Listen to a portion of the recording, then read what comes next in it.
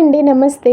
ఇప్పుడు ఉంటున్న పరిస్థితులను బట్టి మన మిడిల్ క్లాస్ ఫ్యామిలీస్ మన ఇంటికి పెయింటింగ్ వేయించుకోవాలి అంటే అది ఒక అందని ద్రాక్షలాగే మారిపోయిందండి. ఎందుకంటే కేవలం సింగిల్ బెడ్రూమ్కి మనం పెయింటింగ్ వేయించుకోవాలి అంటే 30,000 to 35,000 అయితే మినిమం అయితే తీసుకుంటున్నారు.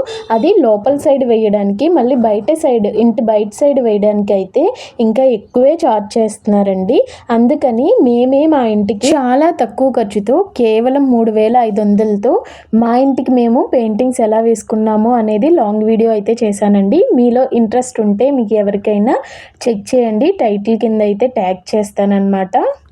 ఈ పెయింటింగ్ వేయడం అనేది ఒక్కరి వల్ల అయితే ఖచ్చితంగా కాదండి, కంపల్సరీ ఎవరొకరు సపోర్ట్ అనేది ఉండాలన్నమాట. మన ఫ్యామిలీలో మనం తలుచుకుంటే చెయ్యలేదంటూ ఏది ఉండదు.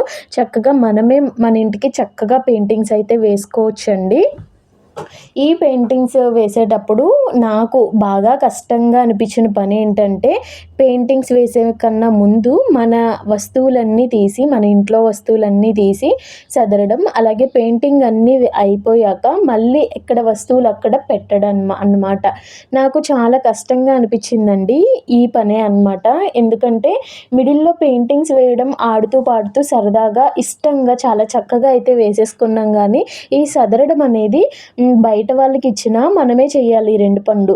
అదే మిడిల్లో ఉన్న ఒక్క పని అంటే పెయింటింగ్ వేయడం మనం ఎందుకు వేయకూడదు అనే ఒక్క థాట్‌తో అయితే మేమైతే చక్కగా అయితే పెయింటింగ్ ఇష్టంగా చేస్తే ఏది కష్టంగా అనిపించదు కదా.